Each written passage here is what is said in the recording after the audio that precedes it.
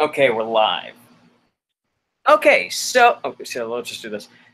And we're back. So, let's just get reacquainted with how things are happening in this episode. Simon and Jennifer are working at the restaurant, the Chicken Hut, Chicken Heaven, and so Simon is not just annoying to Jennifer. He also, throughout this, has been completely inept on taking orders, on cooking. There's a fire that breaks out at some point. He can't clean correctly. He's mopping and he spills things. He gets soda all over his face.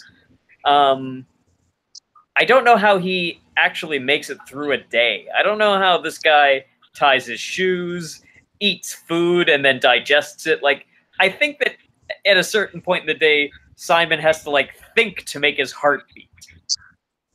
That sounds accurate, I think. Yes, absolutely. Yeah. And so Jennifer keeps trying to, like, walk him along and make sure that he's okay. But the manager, that guy, whoever the manager is, he's got great hairsprayed hair. It looks fantastic. He promotes Jennifer because she's done so well after Simon has messed up so many times.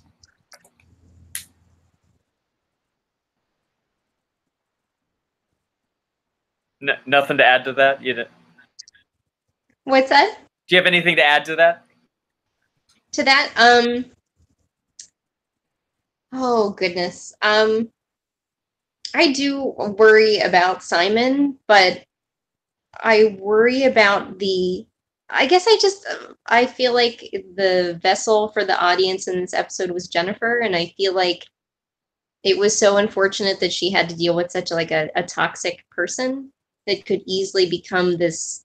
If she were a specific type of person that tended towards codependent relationships, I could see the two of them very easily being paired off as this like friendship, or where she would constantly have to care for him or take care of him. So I'm really glad that she could set the boundaries for herself where she didn't become that, or they didn't become that. But it does leave me worried about how this person, as you said, takes care of themselves in daily life or survives.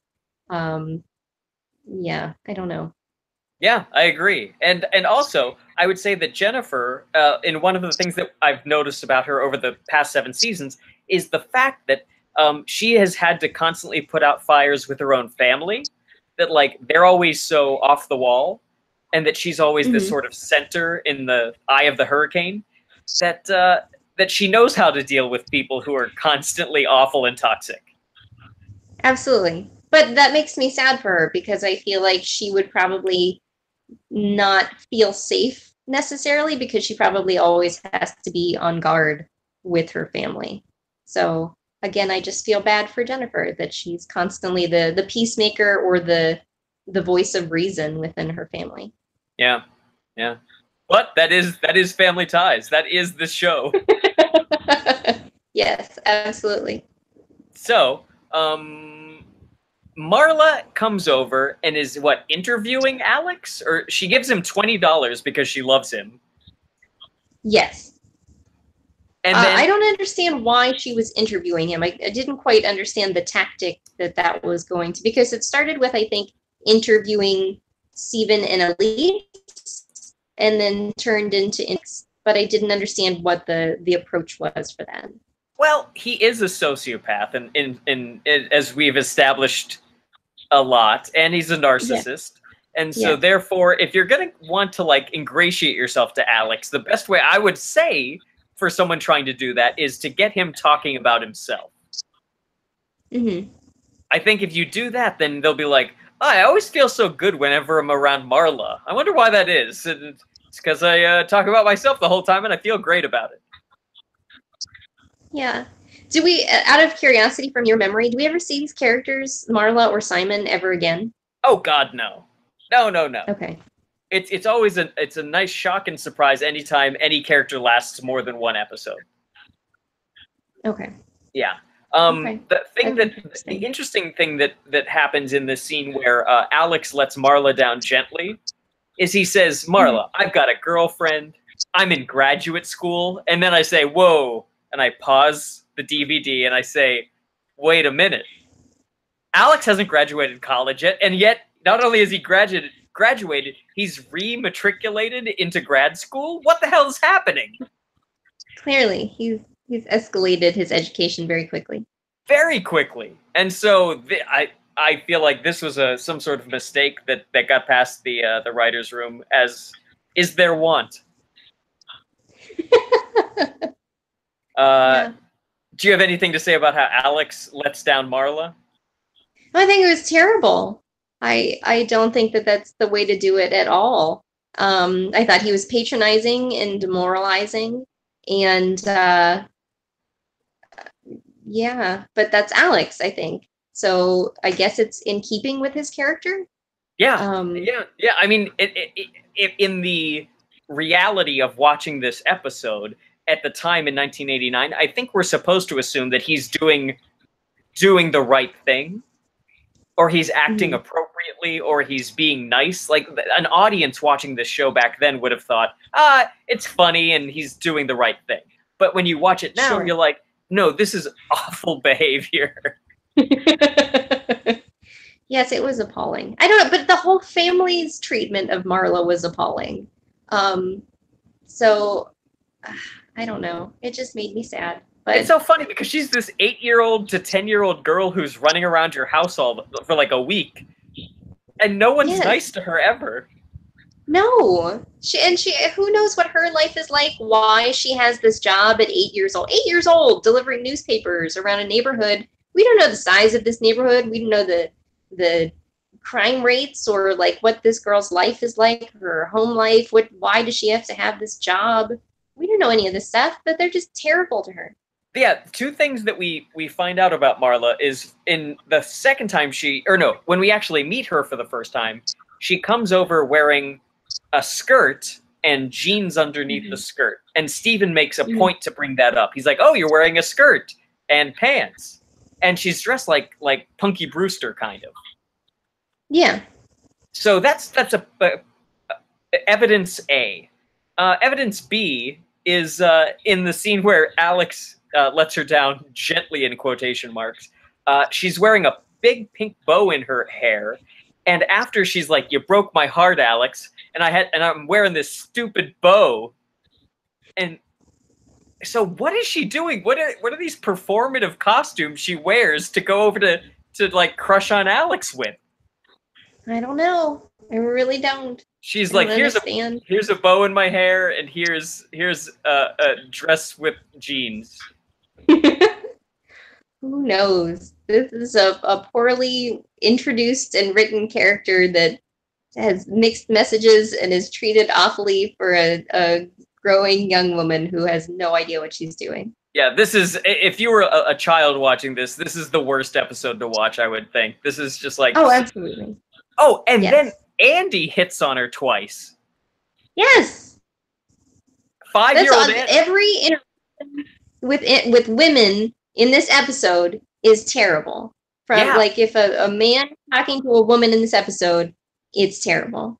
That's honestly true. I feel bad that I brought you on to watch this particular episode. This is like the worst episode.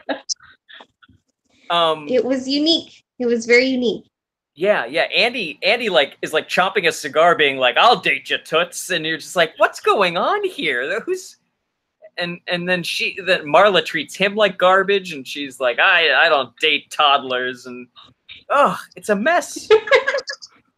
There's a very toxic family dynamic in this. Yeah.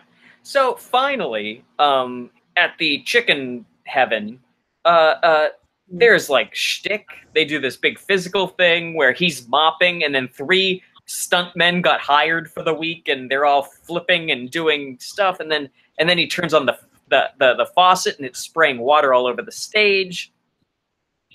Jennifer asks if she can fire Simon, and the manager says, "Nope, but I can," and fires Simon.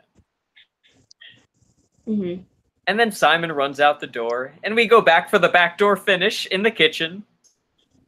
Corey Pepper's patented backdoor finishes. And and so Simon apologizes to Jennifer, but at the same time still doesn't get it. Yeah.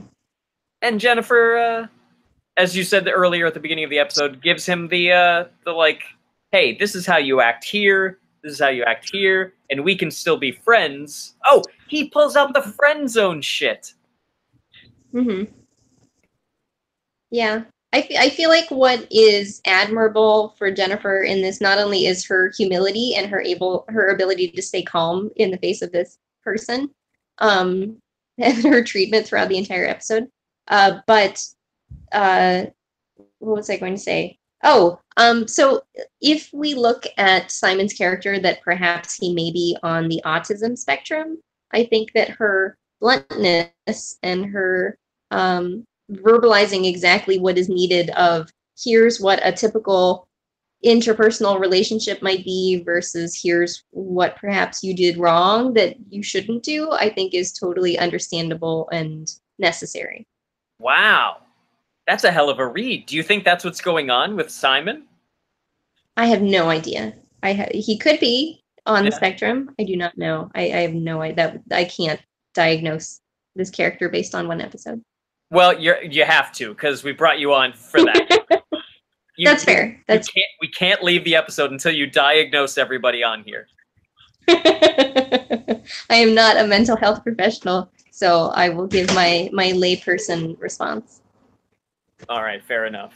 Yeah. So that's pretty much it. I mean, that's the episode, everybody. It's one of the worst episodes with regard to male-female romantic relationships ever.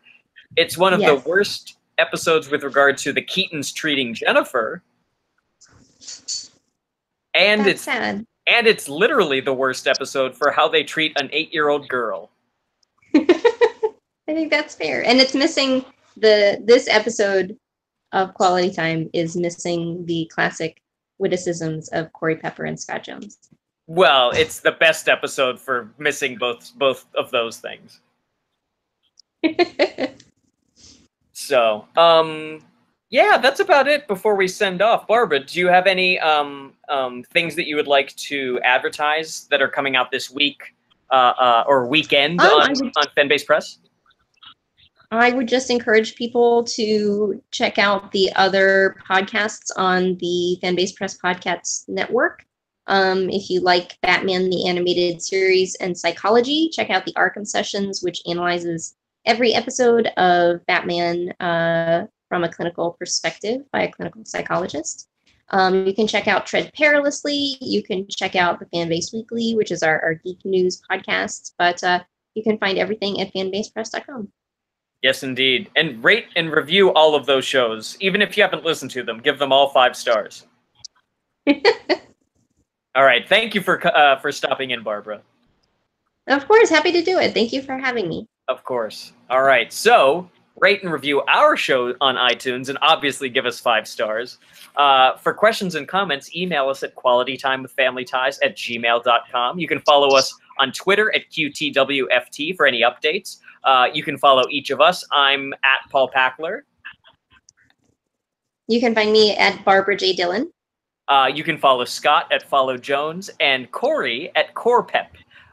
Like our page on Facebook, and we'd like to thank our co-host today, and producer Barbara Dillon at Fanbase Press. Fanbase Press is a comic book publisher and an online community supporting creators and fans through daily reviews, interviews, and podcasts that span the pop culture spectrum. Fanbasepress.com. We'd like to thank Perry Adams, who beautifully performs Family Ties and our theme song without us. Check out her website at perryadams.com.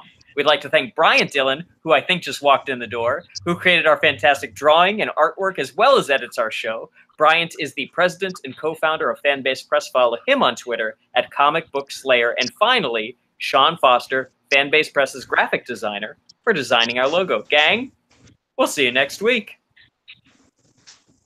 Bye! Barb, say sha-la-la-la. Sha-la-la-la.